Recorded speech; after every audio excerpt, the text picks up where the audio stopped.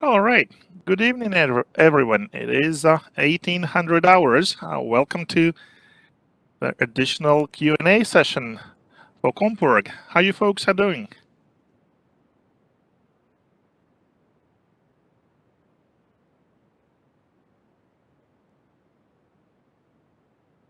Great. Good. Not bad. Okay. That's very nice to hear. All right. So we are here. I got a pop-up on my computer. Yeah. So we are here to talk about pretty much any material that we have covered so far. So I would probably expect that most of the questions will be on the material that will be included in our test the day after tomorrow.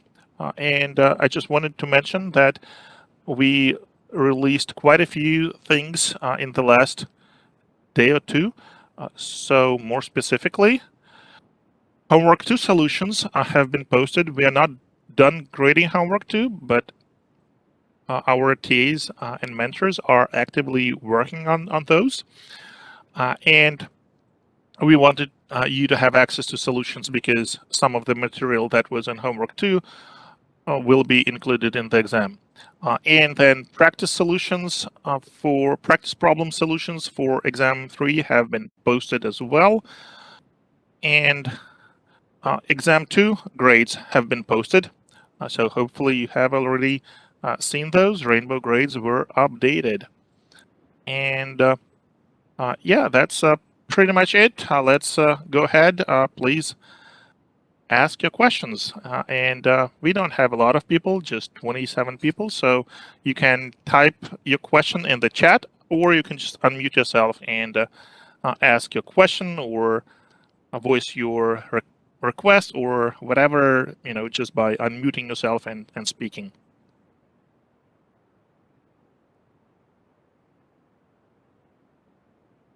How do you convert negative decimal values to binary and hexadecimal? We are going to cover this in our lecture tomorrow.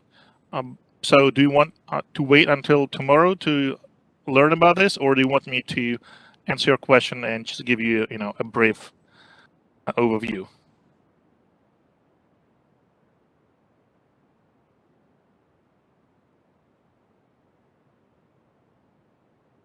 Okay, definitely can do that. All right, and let me see. This may be premature, but is there an answer key for 2B from exam 2? I believe so. Are you not finding this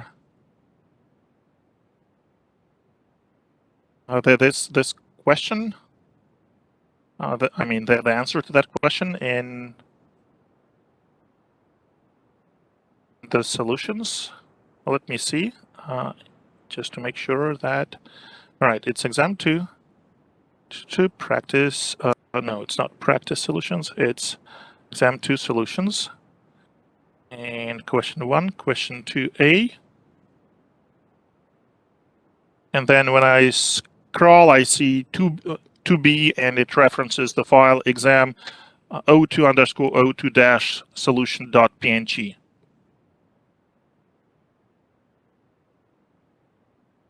Is that making sense?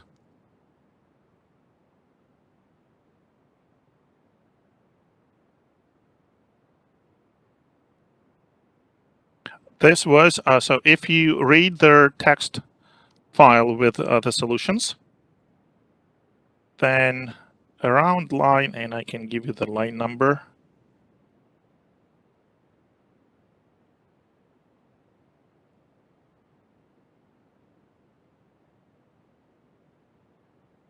Exams, exam 2 solution. And I can actually just share my screen as well. All right, here are the solutions, and scroll all the way down. Here's 2B, and it references that PNG file, and that PNG file should also be under course materials. So let me bring up the chat.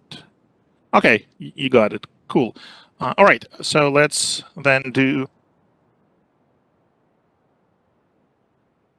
the 2's complement thing and talk about representing negative numbers.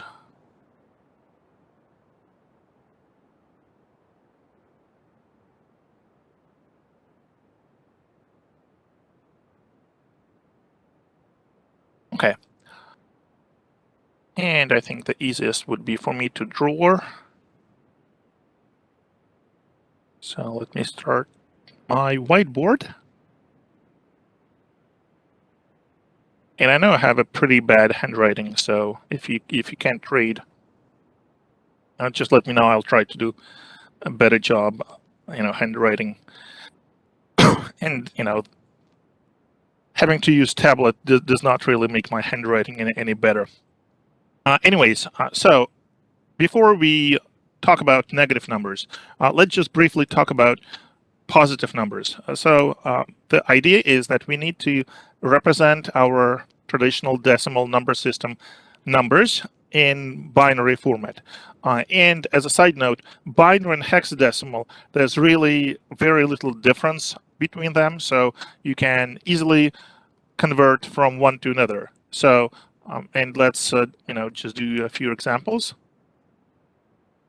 So let's say we have 1F hexadecimal. We want to represent it in binary.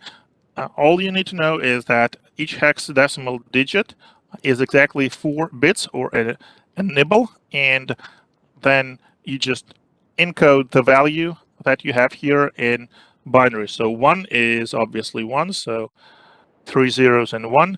F is 15, so for 15 we have 1, 1, 1, 1. Okay, so this is 1 byte, 8 bits. This is the binary representation of 1F. And how do you know what, if I asked you to represent this as an unsigned decimal integer, what would you do? Well, you would have to know the weights associated with each position in this notation. And we are dealing with positional systems, so hexadecimal, binary, our traditional decimal system, they are all examples of positional systems. Why positional? Because there is a fixed weight attached to each position. And not all systems, not all number systems are positional. Can someone give me an example of a non-positional number system that is still being used today? Not very often, but can still find examples of its usage. Anyone?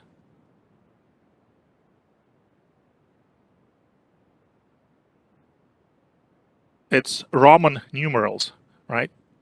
Yeah, exactly. So someone got it, right? So this is not a positional system because the weight of their digit or whatever the symbol in that alphabet is not determined by the position, by the absolute position, but by the relative position relative to the other digits. Okay, and that turns out not very convenient, at least for things like computers. And many humans find Roman numerals also kind of tricky. I guess Romans, back in the time of the Roman Empire, were fine with those numbers, but to many people currently, nowadays, it's kind of confusing. It's hard to read. All right, so, but I digressed. Anyways, so the positional system means that there is a weight attached to each position, and then the value of the number is just the value of the digit times the weight of the position. And if you think about it, for decimal system, it's the exact same thing. So imagine we have 156 in decimal notation, so it's a decimal regular number. So what are the weights? 10 to the 0, 10 to 1, 10 to 2, right? So decimal system, that's why their base is 10, and then their exponents are just sequential 0, 1, 2, and so forth, right? That's why we know that 156 is really 1 times 10 squared plus 5 times 10 to the first plus 6 times 10 to power 0, which is just 1. And the exact same principle applies to binary and hexadecimal and octal and any other numeric system, positional systems. So for binary, we have 2 to power 0, 2 to power 1, 2 to power 2, and so forth, 2 to power 3, 2 to power 4, 2 to power 5, 2 to power 6, 2 to power 7. Okay, so we have 8 bits, and that's why their exponents are 0 to 7. And now if we need to convert, to realize the value, convert that value from binary into decimal, we just take the weights, and since all digits that we have are 0 and 1, if the digit is 0, 0 times whatever the weight is still 0, so we kind of ignore zeros because they do not contribute to their value, and we only look at ones. So we have 1 times 2 to the 4th plus 1 times 2 to the 3rd plus 1 times 2 to the 2nd plus 1 times 2 to the 1st plus 1 times 2 to power 0. And then we just do our math, so it's going to be 16 plus 8 plus 4 plus 2 plus 1, and it is going to be 10, 15, and 16. So it's 31 if I did my math correctly, but please, if you notice a mistake, if you notice me making a mistake, let me know. I can sometimes mess things up. So the same, okay, 31, then it's probably true.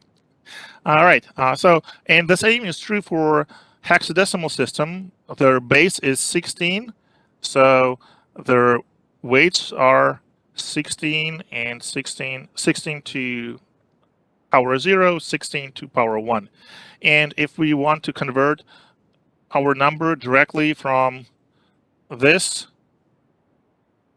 hexadecimal representation rather than through the binary, we can certainly do that. So 1 times 16 is 16, and then we have plus, and we have 15 times 1, and that would be hopefully 31 again. Okay, so that's how those conversions. Where did the 15 come from? 15 comes from F. So we have the following table, 0, 0, 0, 1. So this is binary. This is hex, is 1, 0, 0, 1, 0. And we can do decimal as well. So 1, 2, 1, 2. And so all the way down to 9, it's like that. It's pretty straightforward. So 0, 8, and 1. And then decimal 10. And we have 1, 1, 0. This is A. And then 11, 12, 13, 14, and 15 are B, C, D, E, and F. Okay? All right, so that's pretty much it for positive numbers, right? Unsigned, they are pretty straightforward. Well, one important thing is, so with decimal, it can be tricky because we have negative numbers, right? And that's what we're going to talk about in a minute. But with hexadecimal and binary, there's like no, by itself, there's no notion of positive and negative unless we introduce it artificially with a 2's complement notation. So you can take any binary sequence, which is just a sequence of zeros and ones, and break it into groups of 4 binary digits, and then replace each group of 4 with a hexadecimal digit. Okay, and it doesn't matter what this binary sequence, what this sequence of zeros and ones really represents. You don't have to know. It can be an integer, it can be a float, it can be characters, it doesn't matter. So this conversion from binary to hex really is completely transparent to what those values represent. And in the opposite direction, you can take any hexadecimal value and so you probably noticed if you looked at practice solutions, I like those, those funny special, hexadecimal words like cafe and babe and all the others that you can make from hexadecimal digits. And so you can just take any hexadecimal number and replace each hexadecimal letter with the 4 bits from this table, and then that's it. You convert hex to decimal. Okay, why are binary grouped into 4 bits? Just for convenience. All right, so we put that space here just for convenience so that it's easier to do by hand. There are no spaces or any kind of gaps or any kind of groups in real numbers, right? So they are just a stream of zeros and ones. So we just do that for convenience because and if you need to convert it to from hexadecimal, then you know that each hexadecimal digit is exactly 4 binary digits, 4 bits, and that's why it makes it easy if you break into groups of 4. Yeah, and 16 is 2 to the 4th. Of course, it's not by accident, but it's exactly why. Thank you, Bhavesh, for pointing this out. It's exactly why conversions from binary to hex and in the opposite direction are so easy, right? Because 16 is just a power of 2, and all right. So that's that, and that was easy with unsigned numbers. And for octal, yes, we would group in 3 bits, exactly. All right, so what do we do with negative numbers? Like I said, with binary and hexadecimal by themselves, there's like no notion of a negative number, but if we want to represent negative numbers, we have to somehow come up with a notation. So for decimal system, we know very well what this notation is. If we want to represent negative 15, we just put this special sign minus, and we say that it means that their value is negative. So what do we do with hexadecimal and binary, right? You could have done something like that.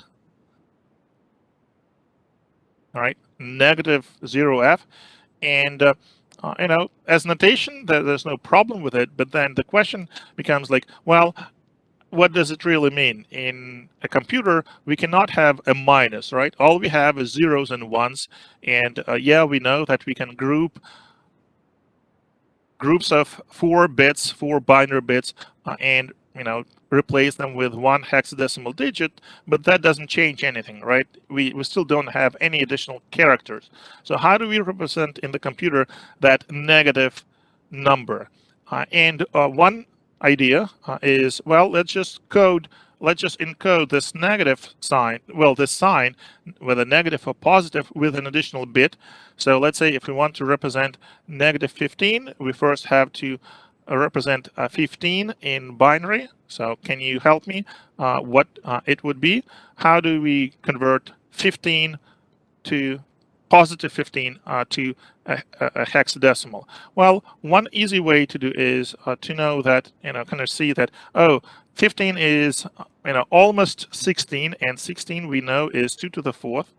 So 4, 3, 2, 1, 0, 0, 1, 2, 3, 4. Okay, so, but that's 16. So if we need 16 decimal, if we need 1 less, well, obviously it would be that, all right? So that would be 15, because if we add 1 to it, we get exactly 16, right? So let's do some binary math. If we add 1, and you can do your addition and subtraction, all grade school algorithms, they work perfectly well for both binary and hexadecimal and any other positional system, not just for decimal, but you have to remember that you have, if you do 1 and 1, of course it's not 2, it is actually 1 0.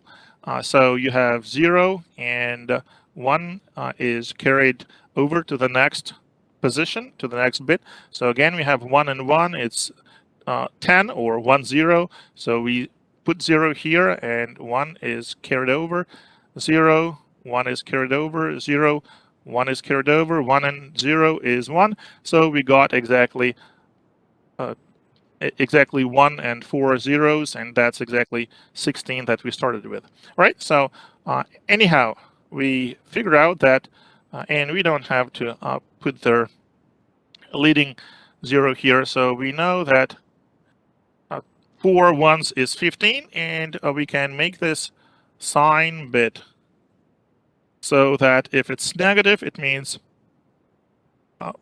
minus, and use that system to represent negative numbers.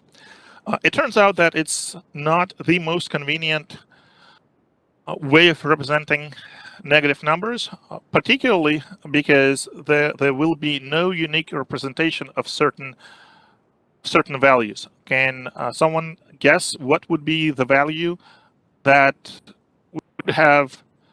would not have a unique sequence of bits that represents that value, that would have more than one way to represent the same value of the number?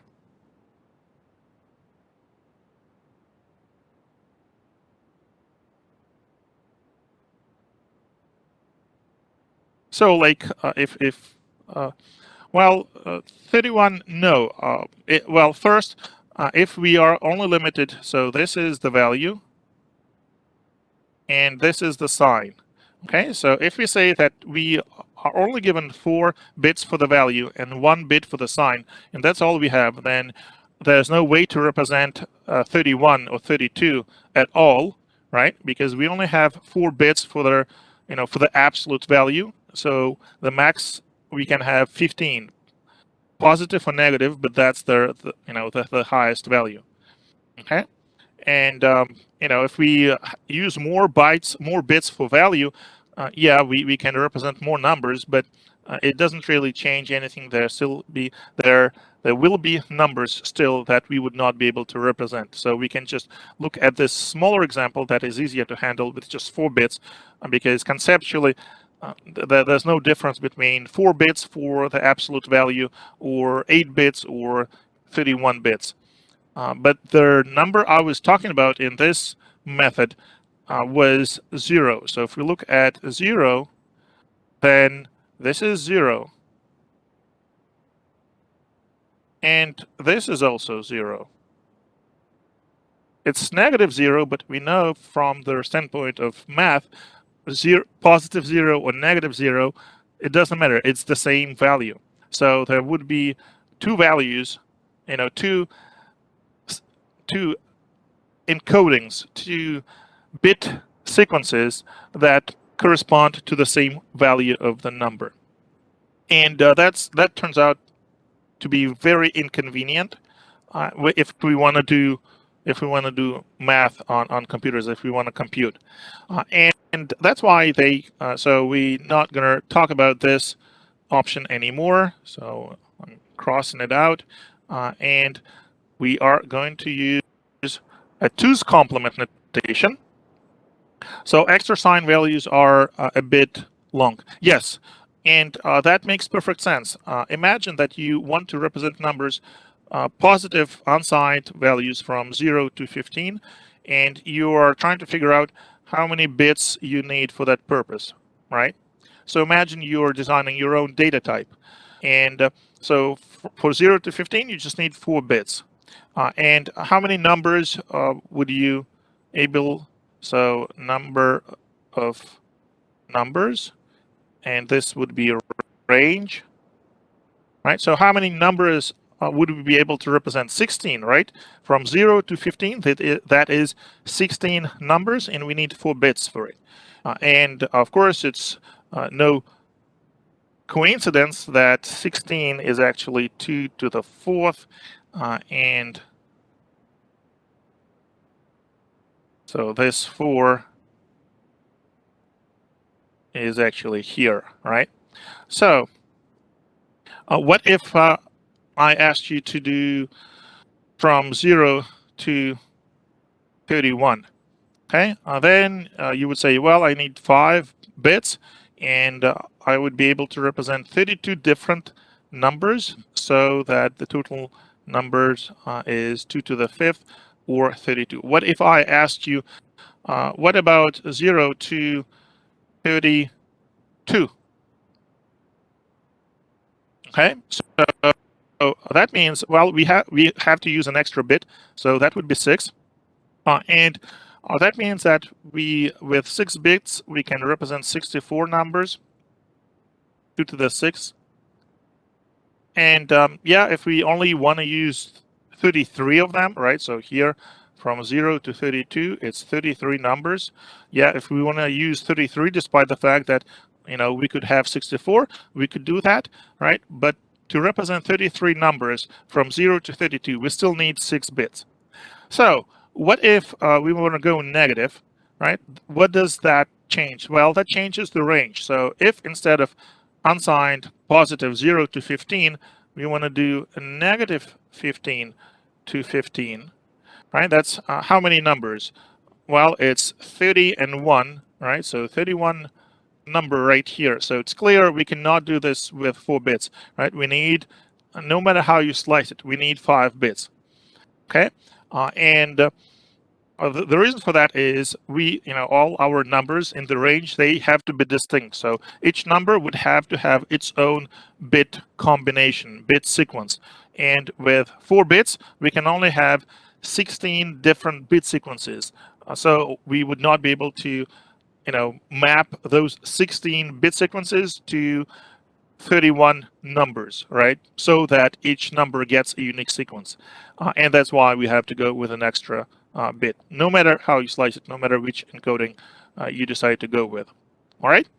So with the two's complement notation, the idea is kind of stems from the fact that we want to make sure that their +1 and -1, so increment and decrement operations, always change the value of their number by 1. And if we look at this example that I crossed out, we can see that it's not true for this case. So, and let's take just 3 bits to make this example easier. So imagine we are in the data type that uses only 3 bits for the value. So we start like with 0, 0, 1, 0, 1, 0, 0, 1, 1, 100, 101, and we move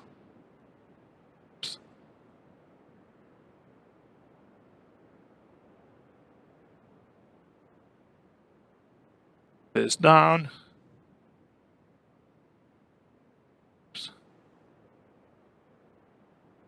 110, 111. Okay, so those are binaries. So we can have, of course, decimal 0, 1, 2, 3, 4, 5, 6, and 7. Okay, and now if we want to, and we see that an increment will always get us to the next bigger number, bigger by 1, and decrement would get us to the next smaller number, again by 1. And if we used our way of representing negative numbers that we just discussed as not a good one, we would see that so we add another bit sign, and for all positive values, it's going to be 0, of course. So we fill it in here. This is, oops. So this is 0, this is also 0, right? We can say it's -0, but it's really the same value, right? There's only one 0. Positive 0 and -0 have the same value, okay? And then we can, start growing our table down, so it would be -1, -2, and so forth, right? It's pretty straightforward that we just go to -7 all the way.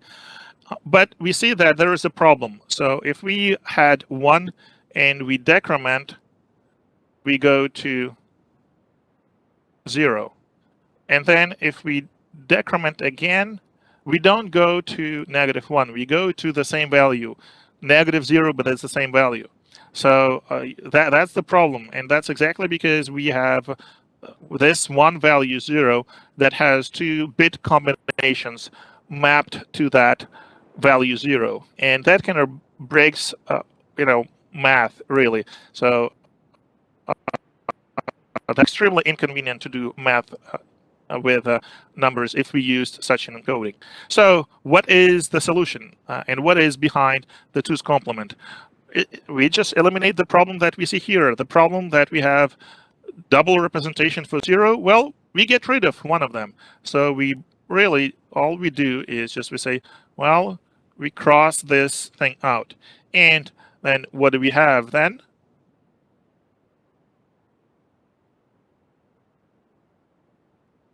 So we have, and let me 0, 0, 0, 0, 1, 1, 0, 0, 1, 1, 1, 0, 0, 1, 0, 1, 1, 1, 0, 1, 1, 1. And then, as before, all positive values, right, would have that extra 0. So that, we have to add an additional bit, okay, if we want to represent negative numbers. But for the meaning of this extra bit, we just want our bit sequence to continue into this, right? Why is that? Well, because if we had -1 here, so if we do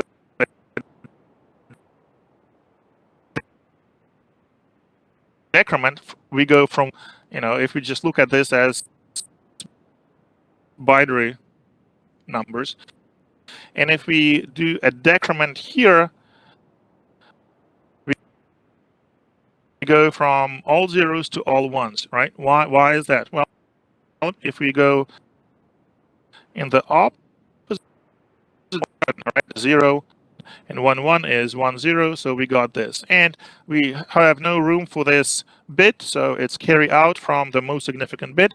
We ignore it for now, and we see that we get exactly 0. Okay, so that's why in order to make this whole method,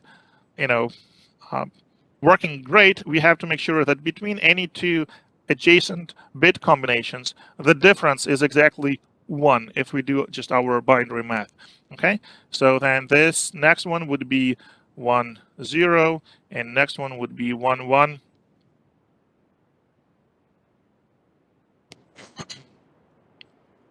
And 0, 1, and so forth. Okay, and then our positive numbers, they stay as they have, the exact same way as they used to be. So this is 0, 1, 2, 3, and so forth. And those values, we just say this is -1, this is -2, this is -3, and so forth. Okay, that's how we represent negative numbers.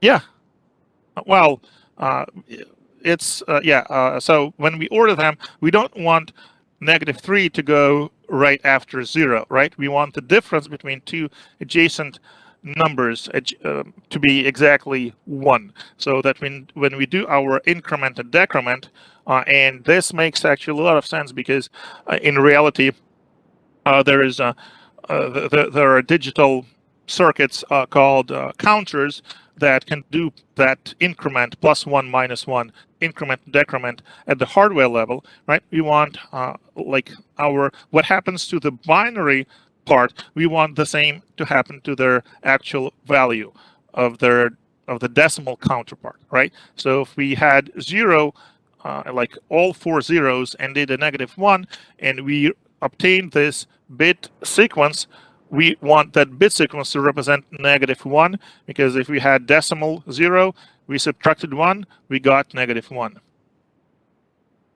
Okay, and so then there that's kind of explains, and this method is called two's complement notation. Two's complement notation. Okay, and that's what is used uh, in all modern computers. You are very unlikely to encounter these days a system that would use some different some other method. So with this system, as you can see, there let's say here we have 4 bits, including this this extra bit that we added. So it's 4 bits. So we have 2 to the 4th, 16 numbers that we can represent, and we know that their largest is 7. So it's from some negative numbers. We don't know which one yet. And then to -1, 0, +1, and then 7. Okay, and if you look at it, you will see that, well, this thing is unfortunately no longer symmetric. Well, maybe not unfortunately, but, we have this single 0, and we have 7 numbers here.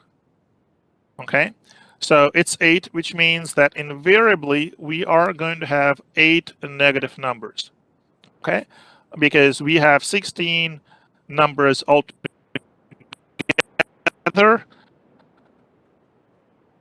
Zero ones, that leaves 8 for the negative ones. And it turns out that indeed that's the case. So we have more with this representation, two's complement notation. We always have one more negative number than we have positive numbers.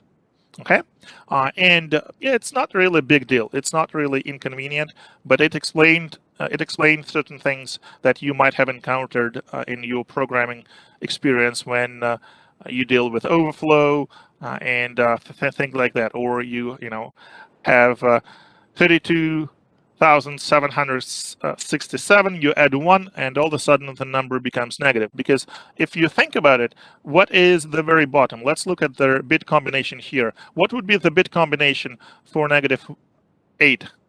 Can someone see it?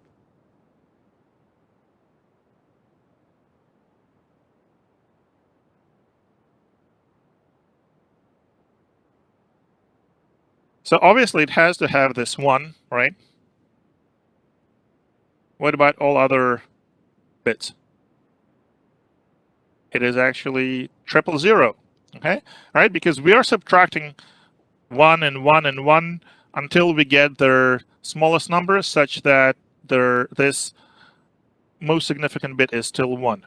Okay, and that would be -8 in our encoding method. All right, and so then the funny thing is, or the amazing thing, right? If you look at this 7 here,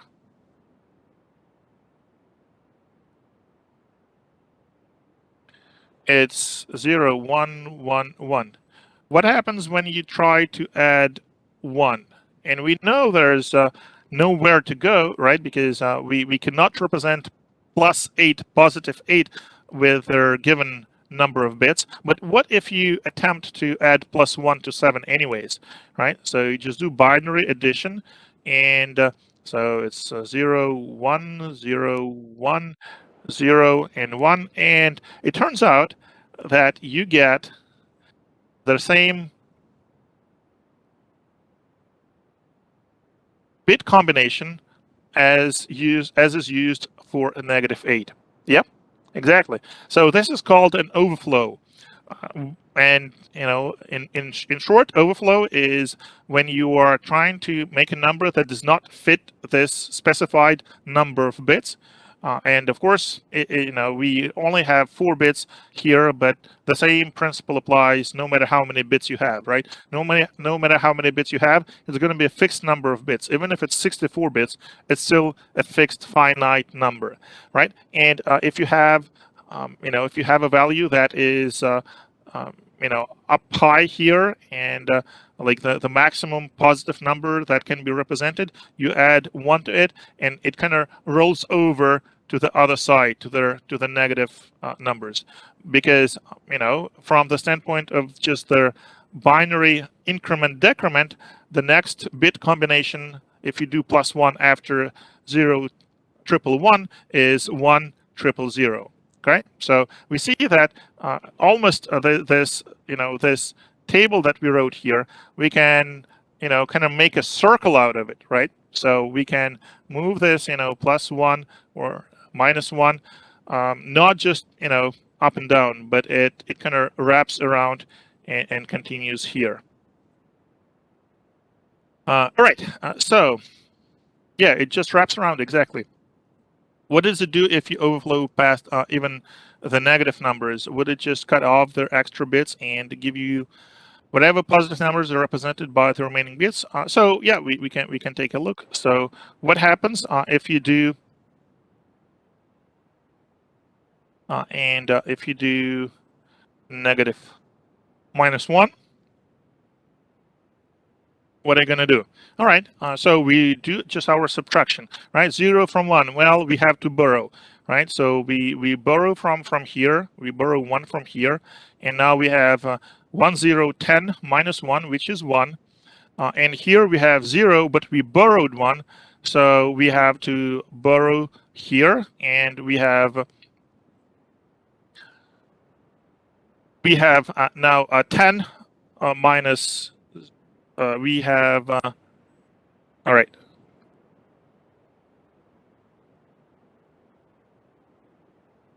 So we have 10 minus 1. So we have 1, right? Because we borrowed. And so it's 1 minus 0, it's 1. And the same thing here, it's 1 minus 0, it's 1. And here we had 1, we borrowed 1, so we only have 0. So you can see we got 0, 1, 1, 1. So as we observed, it just wraps around. So if you have -8 and you do -1, you're gonna get +7. Yeah. So don't tell your math teacher, right? -8 minus 1 is 7. But that is certainly true in computer arithmetic, right? It's a mysterious thing, but we are almost there to solve all those mysteries, or at least some of them. All right. So from the practical perspective, where I'm heading with all this, what yeah, simple computer math hacks, exactly, right? So this thing that we got here actually hints us to how to treat this extra extra bit that we had to introduce for negative numbers. It's not just a single sign bit, because we see that if we treat it as a sign bit, we get this previous method that is no good, right? So we do observe that whenever this bit, this most significant bit, is 1, it's a negative number. That is true, but it does not mean that it's a sign bit, because otherwise we would have two zeros, +0 and -0, right? So how do we treat this, this extra bit, this most significant bit? It turns out that if we look at this last combination, we have 1 here, and the value is -8. So that makes it very attractive to just assign a weight to this bit, similarly to how we were assigning weights normally. So remember before, if we had 3 bits, we would say this one is 2 to the first, this one is 2 to the first, 2 to the 0th, 2 to the first, and 2 to the second. So now we have this extra bit. What weight do we assign to it? Well, what weight do we have to assign to this bit so that when this bit is 1, the value is -8?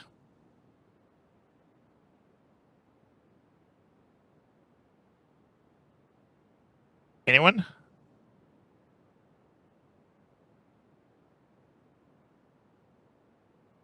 Well, first, the weight will have to be negative, and then it just -8, right? That's the only way to make this thing work, right? So now you see how actually elegant this whole system is, right? So our exponents are still 0, 1, 2, 3, as they have always been. It just, when we use the two's complement notation, we have the weight of their most significant bit negative. And then if you check every other combination here, you can verify that it works, right? So let's take, I don't know, -3. Okay, so we were saying 1101. So weights are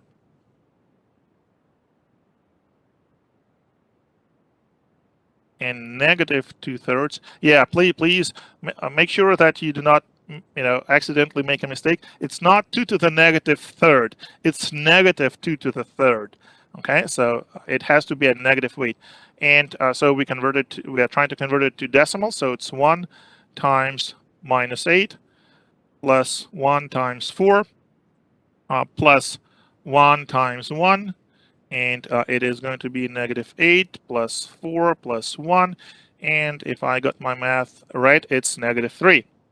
Okay, so you see how well this just all math just clicks into place. And so if we have to do the conversion in the opposite direction, let's say you have -15. Okay, what would it be? Well, you have to have a negative number that is greater than this and a power of 2. Okay, so that would be -16, right? And then plus 1, all right, to make it -15. And we know -16 would be -2 to the fourth. This would be 2 to the power of 0. So now you're ready to write your binary number 0 for 0, 1, 2, 3, and 4. Okay, 0, 1, 2, 3, 4. And here is -15. Okay, yeah, exactly, -2 to the fourth. And so with 4 bits, a -8 can be represented, but +8 cannot. Yeah, that is correct. As we can see from here, here's our -8, and the positive side of things ends with 7. If we need to represent +8, we have to go with one more bit. We have to extend the number of bits that we use. All right, so that's hopefully that clears up things about negative numbers and 2's complement. Did I answer a question, or there is still something that is not clear? Okay, you're welcome. All right, moving on. More questions. I have several questions on MIPS. Could you explain what the different groups of registers are used for, different segments, data text? Just go over some of the basic commands we should be familiar with in MIPS code. All right, so yeah, I think what I want to do is I want to actually take one of our simulators, QSpim or Mars. It doesn't matter which one. I can do it in either, and just show you around and show you some, some. Well, I wouldn't call them tricks, but some, certain things you can do to make your life easier as you're writing and debugging your code.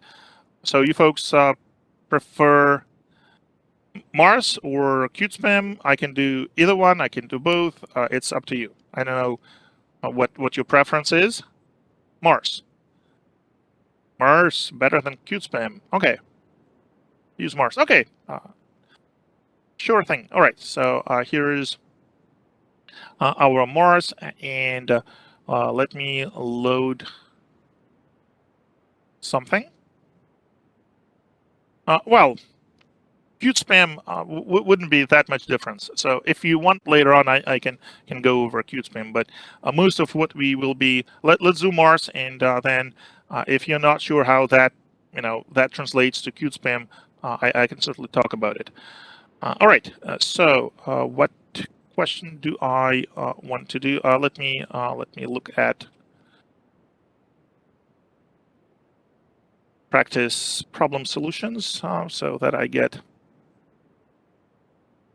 Oh, number 11. Yeah, I like that, lab 1. So let's do number 11. Okay, so this is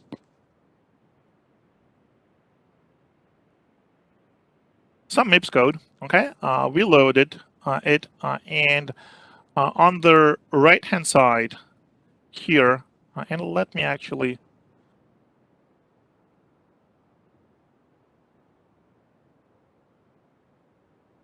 Right.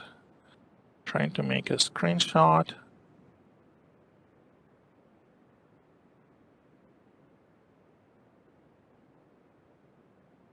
Yes, this is recorded. I hope so. If Webex doesn't decide to stop working on this, but it is. It should be working. All right. So what do we have here? Well, first, here are register. Oops. So here are registers. Okay, and we see that well, 0 register is always 0. Okay, and it has number 0. And you cannot actually change the value of that register. So if you attempt to change it, you're going to get an exception. And all other registers for the MIPS processor itself, those registers are just numbered from 0 to 31. So there are 32 registers, and we call that the register file. But of course, for humans, it is more convenient to have a little more descriptive names. I don't know if you would say V0 or A1, more descriptive than numbers, marginally, but still, I think it's better than numbers, right? So, this correspondence between their register name and the number is fixed. And if you look at their actual machine code, then of course all registers are represented by their numbers, not by their names. So names are just for, for humans. And as you can see, there is also a couple of registers here, and there's actually more than that. But anyways, that do not have numbers because they're special characters. For us, for right now, the most important of those registers is PC, which stands for program counter. It actually points to their instruction, which will be fetched next. Fetched means read from memory. So those values, so that value, and we just, we didn't even start our program, right? But that value corresponds to their address that contains the instruction that will be executed next. So to put it, in a simple form, that's our text code segment. Okay, so all other registers that they can be used for all different purposes. They may contain addresses, they may contain values, they they may contain bitmaps, whatever. So some of them are kind of special. In particular, we're going to talk about this SP stack pointer when we cover tomorrow their procedures and calling procedures. So stack will be even more important for procedures. And then there is another one that is related to the procedures is this RA return address. Right, that's a very important register because that contains the address to return to after we are done with the procedure. Right, so it contains the return address of the callee of the caller, so that the callee knows where to return when the call is done, and we need to return to the code that called us. So that's this RA return address register.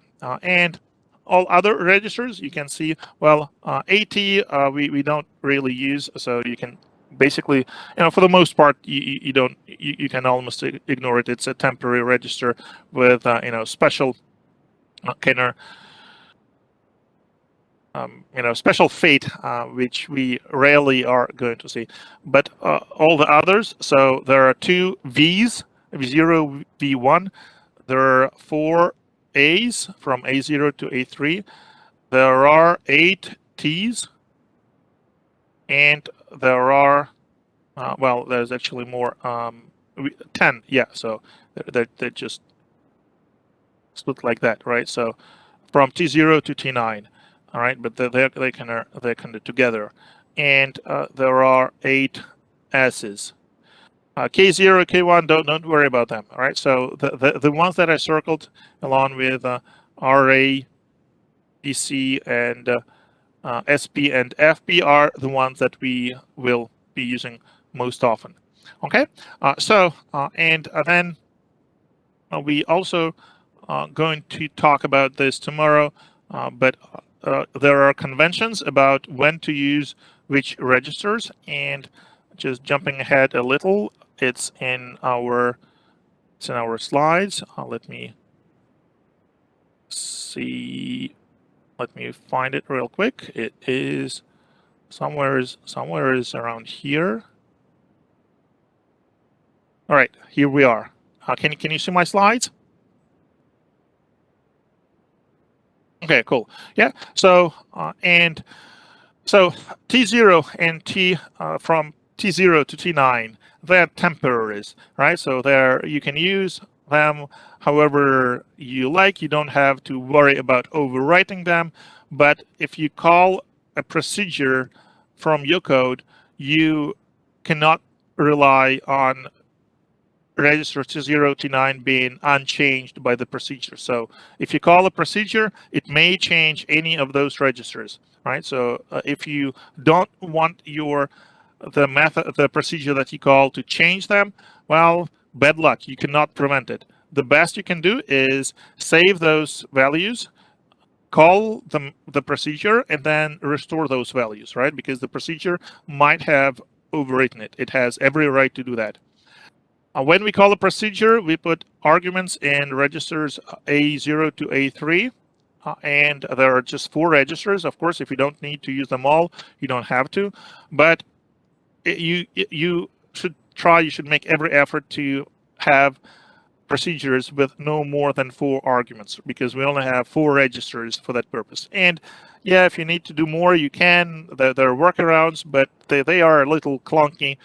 So it's best, remember, one of the design principles, we are designing the ISA, our instruction set architecture, for the common case. So the vast majority of calls, and if you think about your functions, the vast majority of functions do not have more than 4 arguments, or should not. At least for MIPS. And then the return value, here we have 2 registers that are used to return values from the calls. Okay, so A0, A3, those registers are like your arguments, and for the function, like something that you would in C you would put in parentheses. And V0, V1, there's no direct equivalent, because in C, you can only return one value from a function. Here you can return 2, up to 2. You don't have to use them all. And then temporaries we already discussed. Saved registers, they S, and try to kind of see this, try to kind of see that the acronyms used for registers are there to help you. All right, A stands for arguments, right? Hence A registers. V stands for values, result or return values. T registers stand, they stand for temporaries, and S stand for saved. And those registers are there also general purpose registers. You can use them any way you like, but as a callee, you have to make sure that you preserve the values of those registers before you return. So if a function, if some code called a procedure, that procedure may use those registers S0 to S7, but if it does, it has to preserve their original value before it returns. Okay, so that's the main difference between T registers and S registers. And again, this is a convention, and that's why it is not enforced by their assembler, by their assembly language. It's not enforced by the processor. You have to follow it. So that makes your life as a programmer a lot more complicated, because it's a convention that you have to follow, and you have to keep an eye on it. Okay, and then GP is a global pointer for static data. SP is stack pointer. FP is frame pointer, so it's the frame within the stack. And RA, I already mentioned, it's the return address. So to put things a little in perspective, let's actually look at the stack and all that stuff. So here I like the reference card from our book, and that reference card is also linked under is also posted under course materials. So if you go to this page, it has a very simple but still pretty useful picture of memory allocation and where different memory segments are. So remember on last exam, question 1, which was identify their memory segment, text code, stack, heap, and all that. So the reason we were talking about that then, and the reason why that material was kind of important, and that's why it appeared on the exam, is because in C you can actually write your C code without even knowing what a stack is, or where heap is located, and how this all works under the hood, because it is taken care of for you by the compiler and the library. When we go to the lower level of assembly language, MIPS, there's nothing between us and the hardware, right? So there's no good compiler, there's no uh, standard library that would help us. Well, there is kind of standard library if you think about it. Those syscalls that we use, they are actually, on one hand, you can treat them as a standard library, and on the other hand, you can think of those syscalls as a very simple operating system that we can call, right? And that's why it's system calls, like in operating systems, right? But other than that, there is nothing else standing between you and the memory. So you have to understand, you have to manage your stack manually. And that's why you need to have a good understanding of what stack is, where it is located. So in MIPS, as you can see, we have a stack that starts from this address 7 triple F and then FFFC. So it's just a memory address. Remember, we assume MIPS that we are dealing with is 32-bit, is a 32-bit processor. So it is able to address 2 to the 32nd memory locations, and that's why all addresses are going to be 32 bits. Okay, no 64-bit for MIPS that we are discussing. All addresses are 32 bits. And SP is a stack pointer. So as you are using stack, you would need to adjust the stack pointer. And you can see that your stack grows down towards lower memory addresses.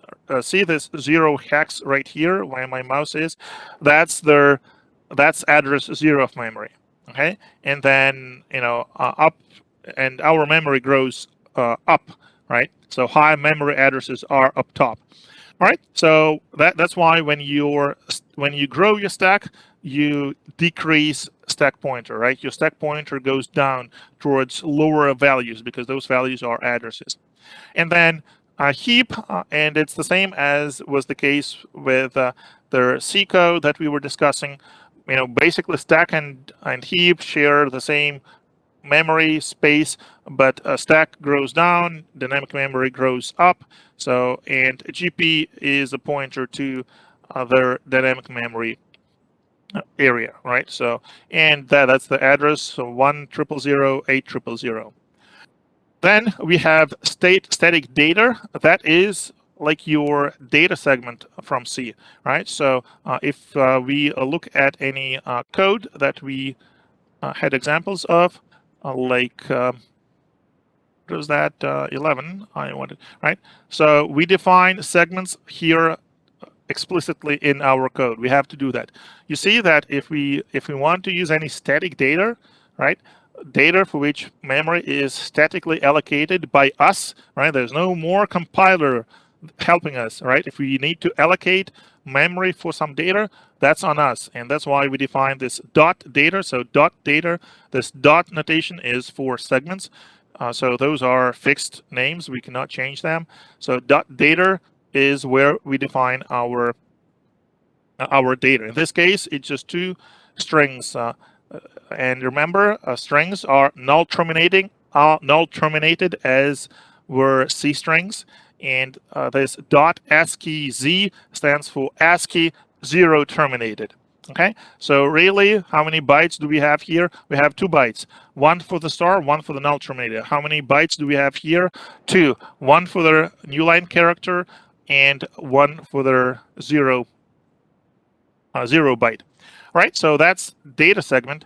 And then all code goes into the text/code segment. That's why we have .text, and here we define that we are going to have this global label main, and global labels are visible to the runtime. So like main, obviously the runtime, the simulator would need to know what is the entry point to the program, so that it can, it knows where to start, where to place that main, at what address.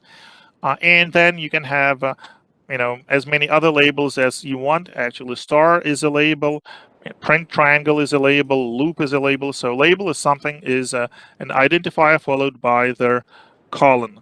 And going back to our diagram, you see that the text segment is here. That's where your code goes. And you see that the PC program counter is initialized at 4 zeros, right? So that's the address that we have seen here, right? That's this address. Okay, and that's why we need to know where all those segments are. And this on the right, this is the structure of the stack frame, and we need to know this because we have that's what is used for local storage, like all your local variables in the procedure, right? You see how arguments are loaded, and then you see their saved registers, all those S's, and then here's the space for local variables. And you see that two registers are used to control this space, SP stack pointer and FP frame pointer. Okay, what other kinds of data can you define? You can define integers, you can define floats, you can define characters, you can define strings. So all basic data types you have available to you, right? Of course, no fancy stuff. Just the baseline data types. Yeah, you can define ints and floats in data, definitely. Don't worry about floats, right? It's coming. It's chapter 3, and floats are complicated because again we have no layer between us and the hardware, so things get a little more complicated. But we will get to floats. So you wouldn't save to use registers for those. You don't have to use. You don't have to save. You wouldn't save to have to use the registers. Yeah, so for which registers to save, you just need to refer to this one slide and you should be good, right? So for example, if you are about to call a procedure and you're currently using T0, T9, you probably want to save them because the procedure that you are calling may change to 0, T9 as it sees fit. If you are the procedure, right, and so you are the callee, and you for some reason want to use S0, S7, then you have, before using them, you have to save the value that was there when you were called, when this procedure was called, and before you return, you have to restore those values, right? Because your caller would be expecting that you didn't change S0 through S7, and if you have, you should restore the value that they had there before they called you. Okay, so that's the most important thing. And how do you save? You save well. Where do we save all local contents? We save that on stack. Would endiness affect where the memory is allocated? Yes, it would. And if you look at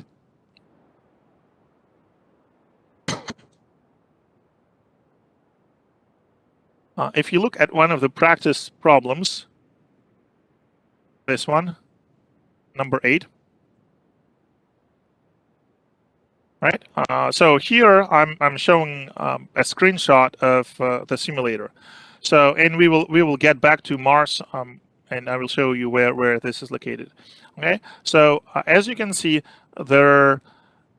it's very similar to the hex dump that you have seen before and that you have seen on test 2, right? That's another reason why that question was on the test, right? And why, it was mentioned in the lab, and it was also in practice problems for our test too, because you need to be able to read the information that the tools that you're working with present you. Okay, and we are dealing with pretty much bare hardware, so we have to operate using, binary is a little bit, too much. It's just too wordy, too many zeros and ones. But hexadecimal is a good compromise. It's still kind of, similar to binary, but it's a more compact notation. So here we see this number. Okay, so first question, let's actually let me digress. Let me go over this example a little bit, and then I will come back to Mars. And what I want to do is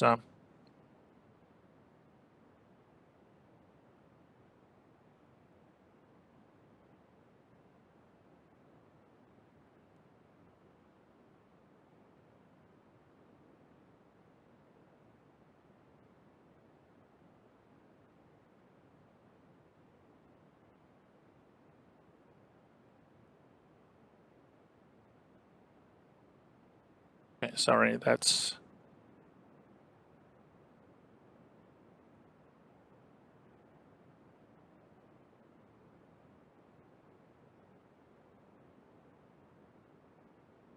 okay. Here we go.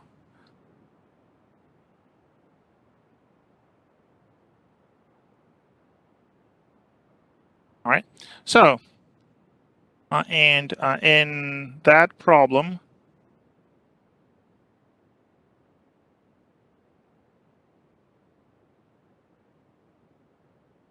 we were asked to look at data segment and this address 1001 and then 0008. So it's 008, and this is hex.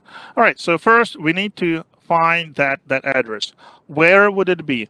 Well, we have to look at, so this column, right? This is the address, but this is the address of what? This is the address of the first byte. How many bytes do we have here? Right, remember, every couple hexadecimal digits is 1 byte. So 1, 2, 3, 4. So we have 4 in this group. How many groups do we have? 1, 2, 3, 4. 4 times 4, 16 bytes. Aha, that is making sense, because the next address here has, instead of all zeros in the end, it has 1 0.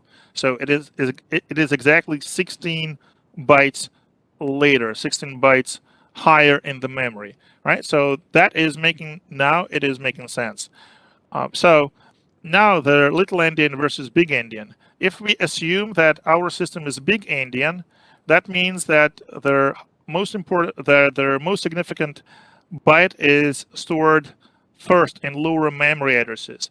That would mean that the address of this byte is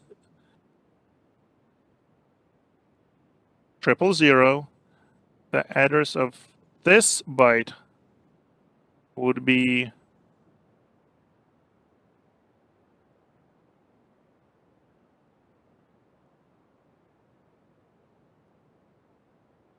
1, and then 2, and then 3, and then 4, and 5, and 6, and 7, and that would be 8. Okay? So that is if our system is big endian.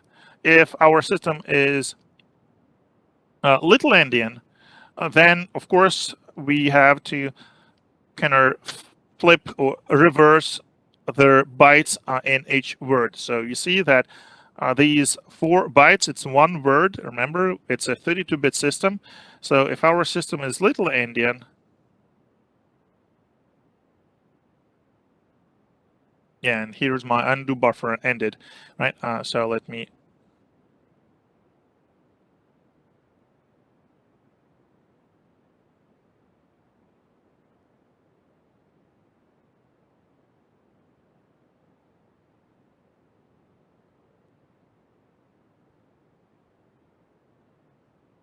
Okay, what is going on?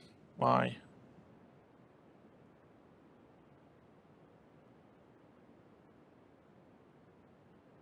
No, it was just slow.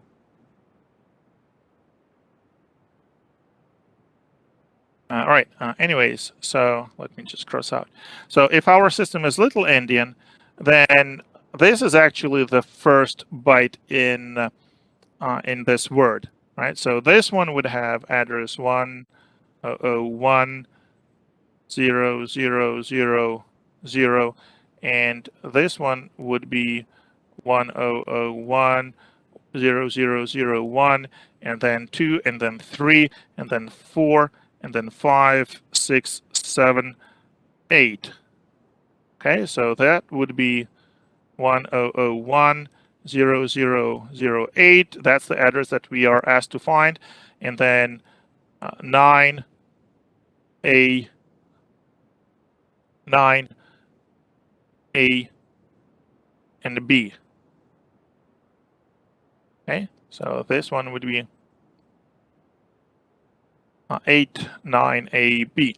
Yep, 111000 B. Okay, so and that kind of that tells you the little endian versus big endian tells you how to interpret this number.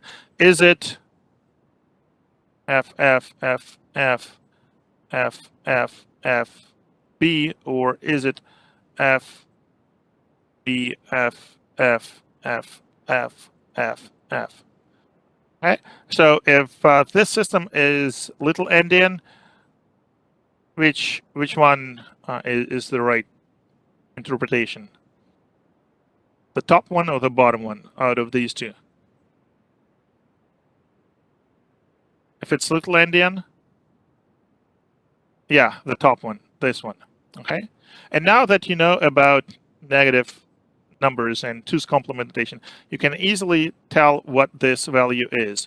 What is this value in decimal?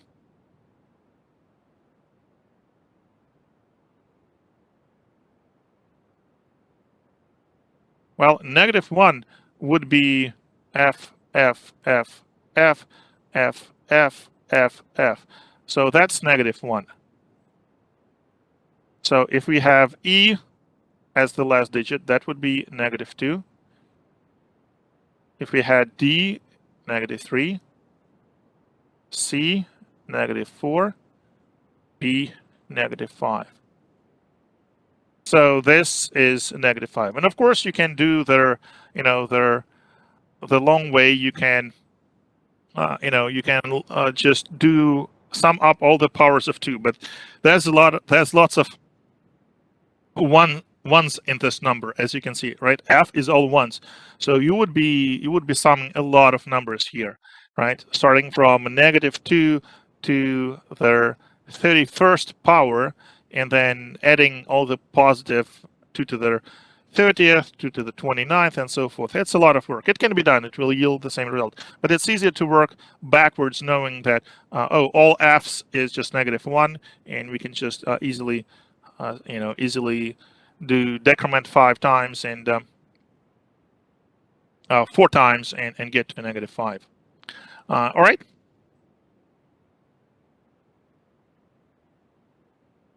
Yes. So whenever we talk about negative numbers or signed integers, we assume two's complement notation. We're not going to be talking about any other systems.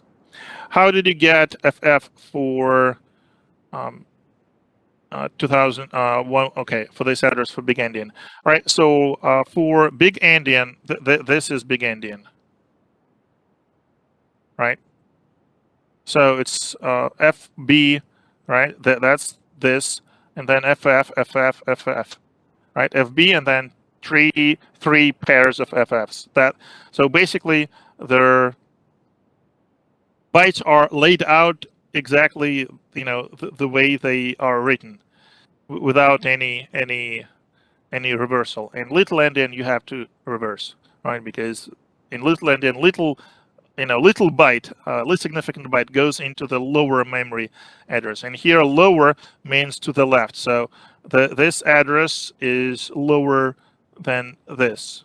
Okay, and we can see if you ever forget, it's easy to remember. Just look at this column, right? It says, all 4 zeros at the end here, and 0, 0, 10. So it means, their addresses increase as you go like that, and then they keep increasing as you go to their next line like that. Okay. So signed numbers would always begin with either a 00 or an FF in hexadecimal. That's a very good question. So, well, first off, as we have seen before, right?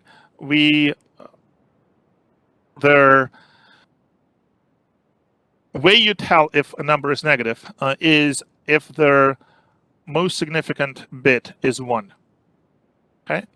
So if something, all right. So if we have 0x00ff, it's definitely positive because there's no way.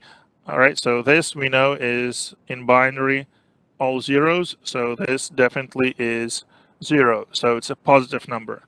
And if we have something like 8, right, so this 8 is 1 0 0 0, and it's a negative number because this most significant bit is 1. Okay, so that said, if I just give you a hexadecimal value and ask you, oh, what is the numeric value of this hexadecimal cafe? The correct answer is there's not enough information to tell, because you have to know whether this hexadecimal and it's 32 bits, right? So you can say it's a word, but you don't know whether it's signed or unsigned. So if it's unsigned, that would be one value. If it's signed, it can be it will be another value. And because C is here, if I tell you that it's a signed value using 2's complement notation, it's going to be negative because C is greater than 8, and that then the most significant bit would be set, would be 1, and it means it's a negative number. Until I tell you, how to interpret a hexadecimal or binary value, you cannot really tell anything about it, right? Because maybe it's not a number at all. Maybe it's 2 characters. This part corresponds to 1 character. This part corresponds to another character, right? So, this is actually, 2 ASCII characters. I believe, well, I think it's not 40, 41, but I think it's 41, 42. It would be like A, B. Okay, so maybe it's not a number at all. Maybe it's just characters. So you have to be told what the interpretation is. Without it, you can't really tell. And I think there's one problem on their practice problem set that refers exactly to this, right? I give you a bunch of hexadecimal values and ask you, please convert, and you cannot do that, right? Until I tell you, until I tell you what those values are or how to interpret them, or whether you can make any assumptions, you cannot really do that. Okay. All right. So we are back to we are back to this problem. Okay. So that's with respect to little endian, big endian. Okay. And then, of course, like this same problem asks to, like, what if I want to do -7 instead of -5? Then the answer is, well, you convert -7 to their 2's complement notation, write it using hexadecimal notation, and then put it here using the same little endian that you were told originally in the problem that it's little endian. Okay? Or it can be big endian, doesn't matter, but it obviously cannot change. If it's little endian, it's little endian. Does this mean that there are multiple ways to represent a signed number in hexadecimal, because there are 8 ways to indicate something is positive in the first bit and 8 for negative? Well, it's not different ways, it's different numbers, right? So of course there are multiple negative numbers, but they're all different. So it's not like you can represent this negative, not a negative 1 in more than one way, right? There's a unique representation for negative 1, and it is this bit combination 1 1 1 1. And there's no other. If you have a fixed width, if you're using a fixed number of bits, that's the unique combination, right?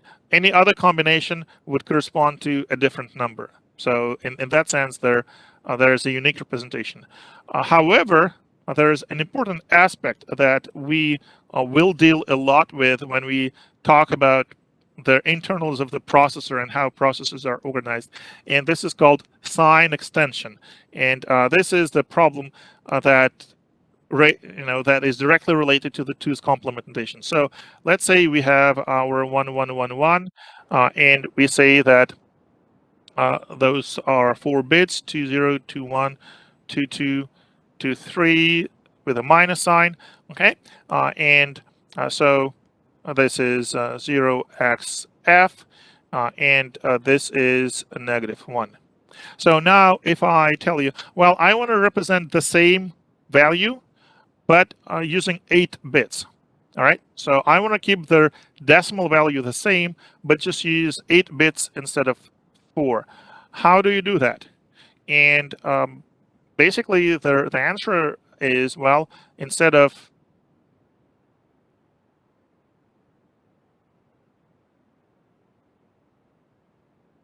having 4 bits, you now have 8 bits. So where do how do you convert that? Where do you put that, right? In this section of 8 bits, and the answer is, turns out, is very easy.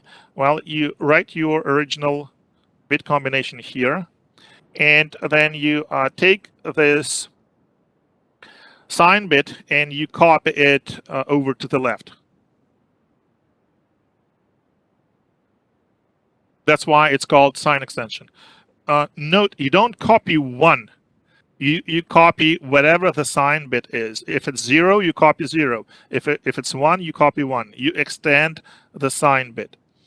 And it turns out that, well, this bit combination is going to be FF. And if you do your math, you will see that it's still negative 1. So you didn't change the value. And you can verify it because now the weights are with our 8 bits: 2 to the 1, 2 to the first, second, third, fourth, fifth, sixth, and then negative 2 to the 7th. All right, and if you do your math, you will get negative 1. And as a counter example, let's say we had 0 0 1 1. So that was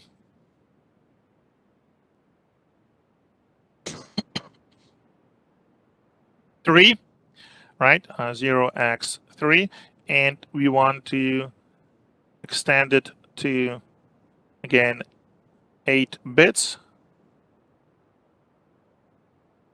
Just follow our rule. We extend the sign bit, which is now 0.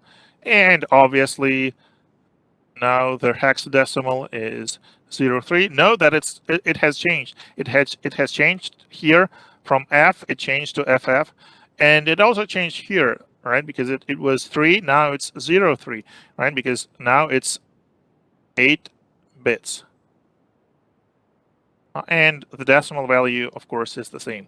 And there is a practice problem regarding extending the sign, or changing the number of bits to represent the number, right? So if you're going from fewer bits to more bits, it's never a problem, right? So if you were able to fit your number -1 in 4 bits, there's never going to be a problem if you decide to go with more bits. Of course, in the opposite direction, it may not work, right? So if you had -31 and you decided to go, from 8 bits to 3 bits, it's not enough bits to represent -31. So that cannot be done.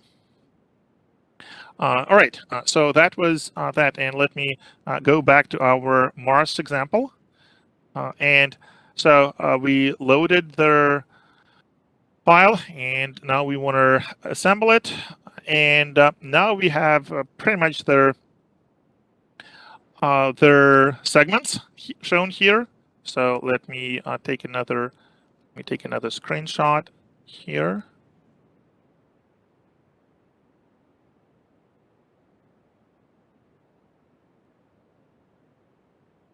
Okay, and here we have our text segment,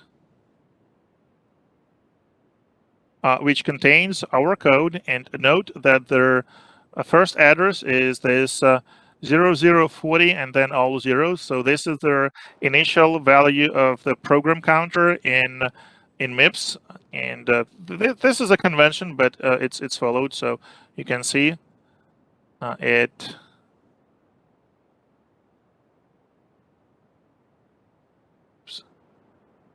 Here. Okay, so that means that the instruction that will be executed next is going to be this instruction, and that's why it's kind of highlighted with yellow here. And this is my data segment. That's where my data is, and you see that it starts with this address, so 1001, all zeros. Again, it's a convention, and we have all those values. So this part is very similar to the screenshot that we just went over from their practice set, and that screenshot was from QtSpim. But you see the same data is available to you in a slightly different format, but largely it's the same. It's even actually easier here in Mars because it tells you that it's +0, +4, +8. So if I ask you where is 1001008, you would say, well, it's this word, and then you just need to know whether it's a big endian or little endian, and that's it. All right, and so those checkboxes are breakpoints. So if you want your program to stop at a particular instruction, you just put the checkbox here. And in QSPIM, it looks a little differently. So you need to kind of put a dot in next to your instruction, but largely it's the same idea of breakpoints, right? A breakpoint is where your simulation would stop, and you would have a chance to examine the values of the registers, memory, whatever. Okay, and so let me go back to our Mars simulator. All right, and now let's do it step by step. So that's this button with the number 1. So note how I did one step, and their PC moved to 0040 0004. So note how it got incremented by 4. Why is it by 4? Because we are in a 32-bit system, so words are 4 bytes, and memory is byte addressable, right? So each change by 1 in any address, right, is a change by 1 byte. That's why if we want to fetch the next command is going to be 4 bytes from the previous one, right? And that's why the value of the PC for the next command ends in 4. Then it's going to be 8, C, and 0 again with an increment in the next position to the left. All right, and then the changes that were made to any registers are highlighted here, and so we see that we just performing this sub SPSP4, and note that if we look at the code itself, and it was 11, right? So that's our command, that's our instruction, okay? And then we go step by step, and you see, yeah, stack pointer changed because we subtracted oops, I accidentally pressed run instead of one step at a time. So let me reload. Okay, and note how we store the value of RA onto the stack, and we obviously want to look at the stack. So here's this switch. We want to look at the stack, right? See how I'm switching their data, the memory segment or the memory location, the part of memory that is shown in this data segment thing, right? So my stack pointer is currently at FF8, so that would be F, and I'm not seeing it.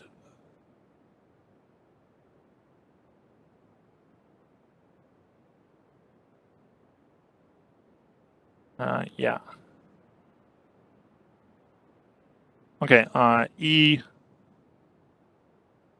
Oh, okay. I see. So yeah, it shows not 16. It shows 32 values. All right. So that makes sense, right? So this is E0, E4, E8, EC, and this would be F0. This, and then F4, and then F8. That would be the value. Okay. That would be memory location 7 FFF, EF, F8, which is exactly the value of our stack pointer, right? So we are about to store the value of RA, return address, which is 0, into this location. So it's already 0, so we're not going to see any changes, but we see that this value got updated, right? And then load immediate. Immediate is a constant 4 into A0, so we should be looking at here, and this value will be changed next step, and we see that it has. Okay, and so you can debug it like that, line by line, just step by step, or you can set a breakpoint. So, for example, and let me reset it, and then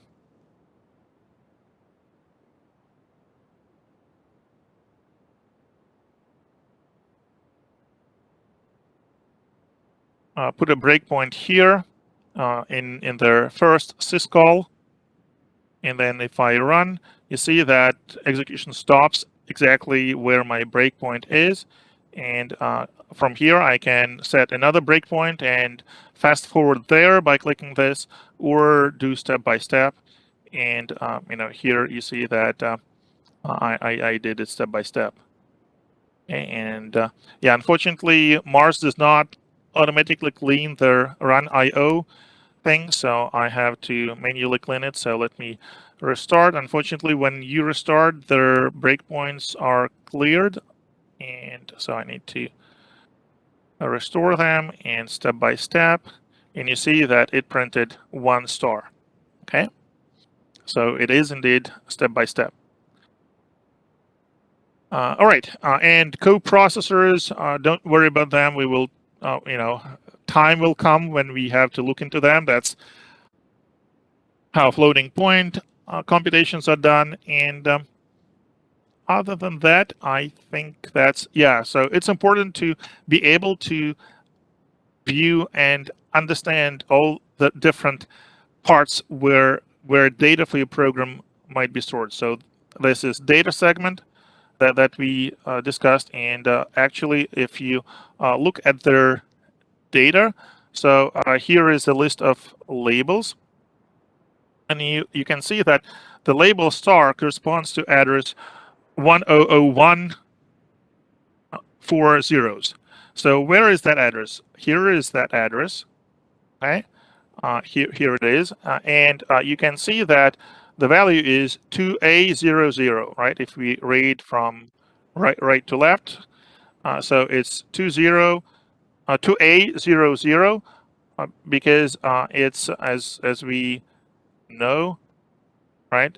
It's a star and a null terminator. And if you're not sure, you can double check. what their ASCII character for asterisks is, and it is certainly 2A. So we see indeed this is our asterisk, right? As their first 2 bytes at address all zeros and 0001. Okay, so and you might need to change stuff. For example, I'm in the currently in the middle of debugging this. What if I change this value to something else? Let's say to 2b, which would be a plus sign, right? So I just make this change here, and if I continue running my program and I'm hitting this syscall, so I remove the breakpoint, and you can see that indeed it is now using a different character for my star, right? So it doesn't mean that that means that you can change things as you go, right? You don't have to change your source code, from this to that, and then restart everything. So memory, you can change any values, right? We saw how you could change values in the data segment. Same you can do with your stack, right? And it helps a lot debugging stuff.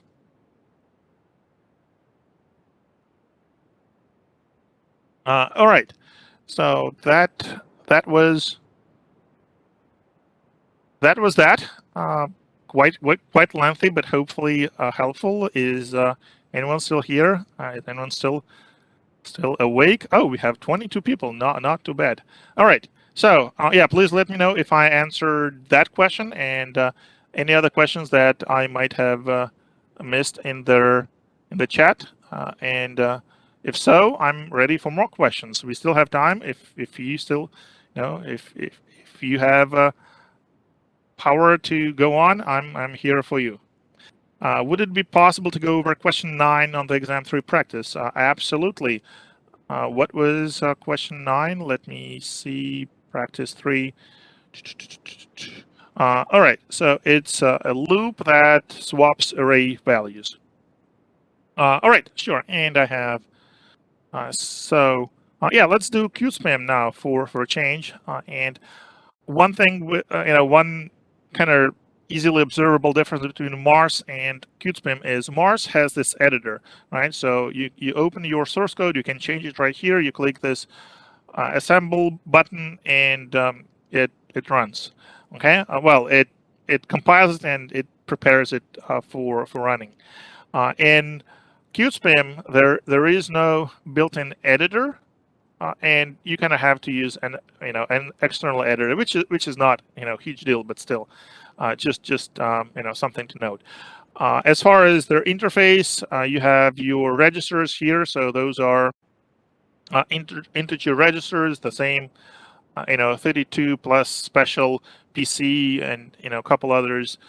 And data segment and text segment. So they are here. Data segment is their data for static data. So the stuff with dot data in your source code, and the stack. So same stuff, slightly different layout. And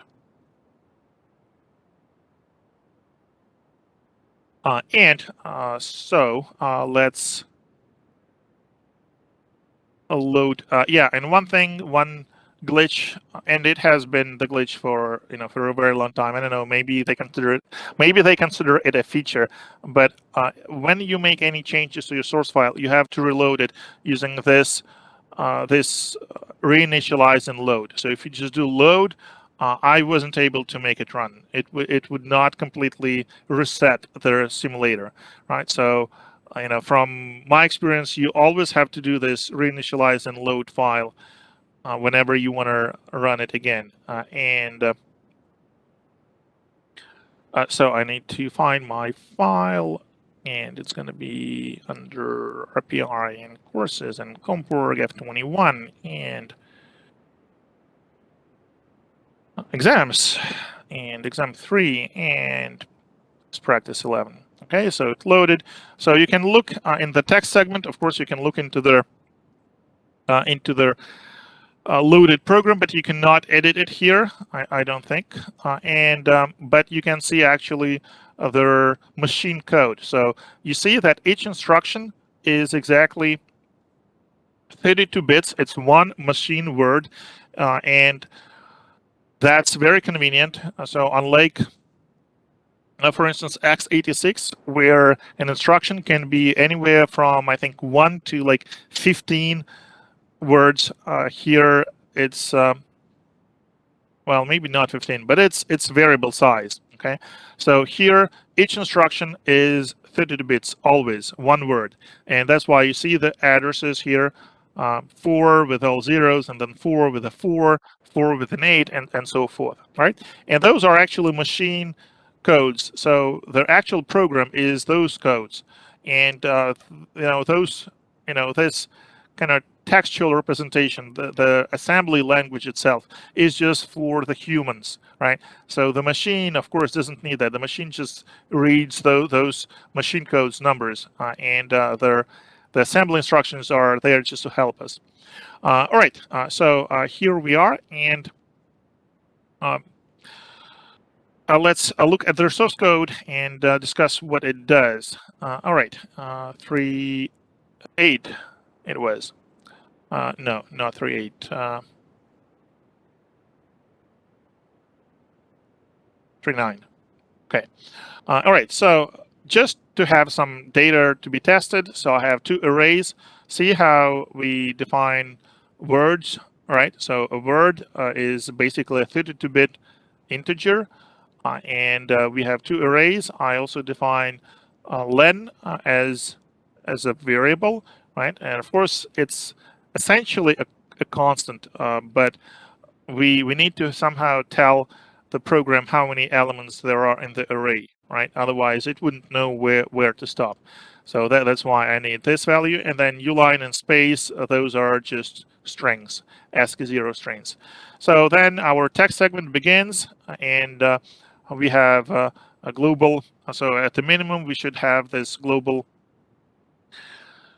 a procedure main or global label main. And first thing that we do here in main, and if you look, here's our main from here to here, right? And main is just a driver code. So like for that problem, you weren't really supposed to write main. Like if it were on the exam, you would have to write the main. It's just the driver code to make this example work. So really, your whole job on their, for that problem was to write this swap array values procedure, right? But here I wanted to, give you a full-blown example that actually works and you can run, and that's why I wrote that additional driver code.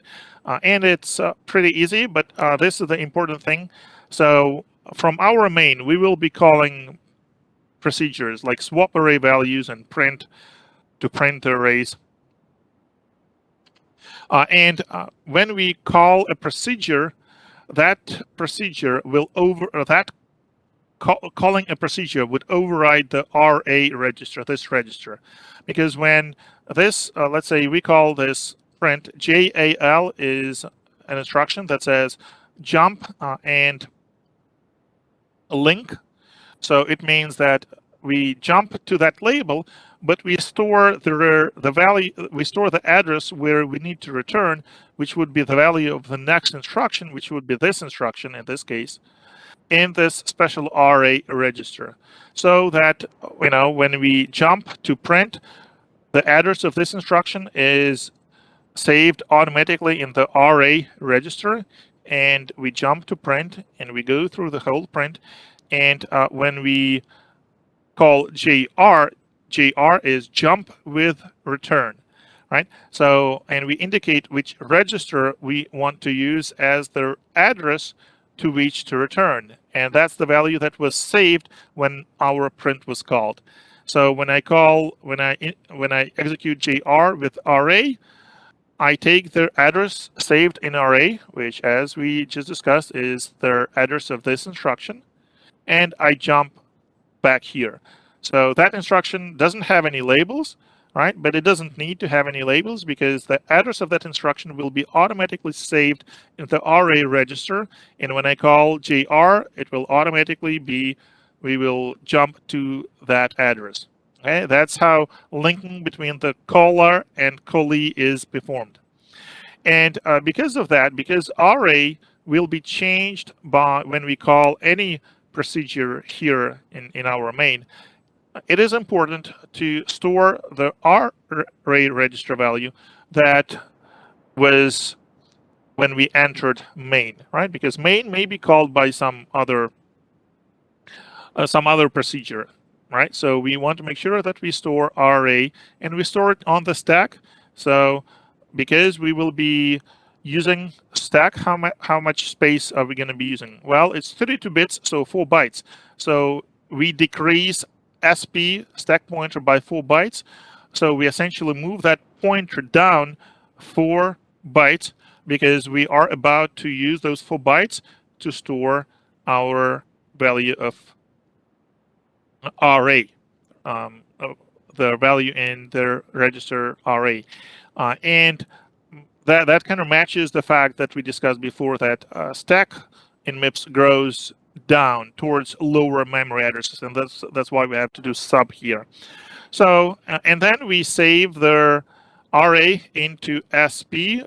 Array is 32 bits, so it will be saved into SP plus 0, SP plus 1, SP plus 2, SP plus 3. Okay? And that's why we have to decrease SP first, because when we save a word, it will be saved in consecutively higher addresses. Starting from SP with 0, then subsequent bytes, byte 1, 2, and 3 will be saved into SP plus 1, SP plus 2, SP plus 3. So that stuff is hopefully pretty straightforward. But if not, we can go over them.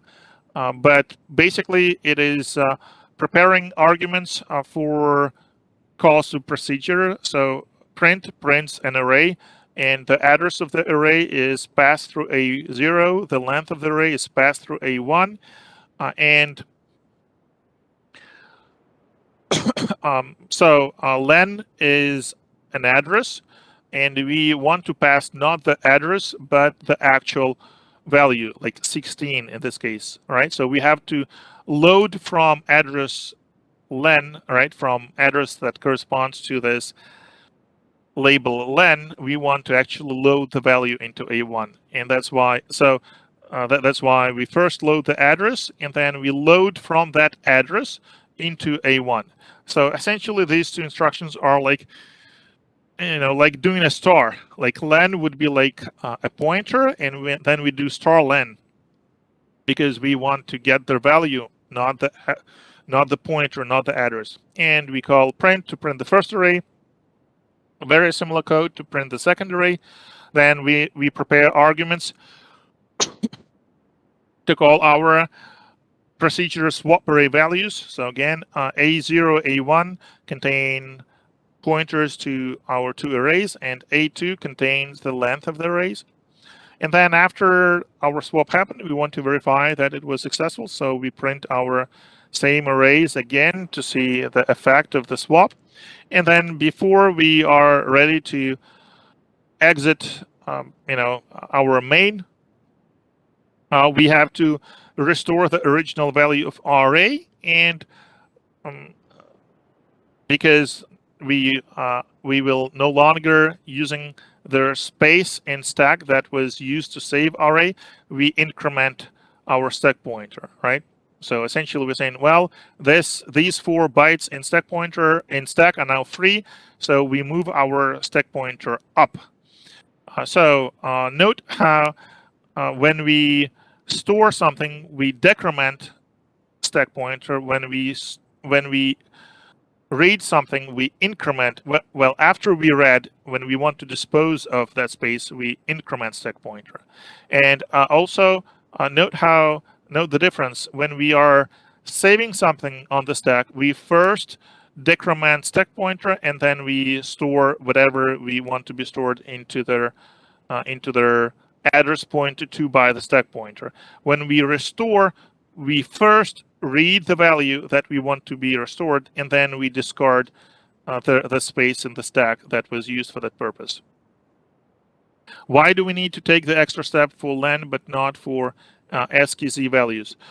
Well, I think you kind of answered your own question if you think about it, because in ASCII Z strings there is this 0 byte that is invisible to us, but we actually saw it in Mars, right? We saw that that 0 byte is actually there, and that's how the syscall, right, our procedure that prints the values, prints our strings, knows where the string ends.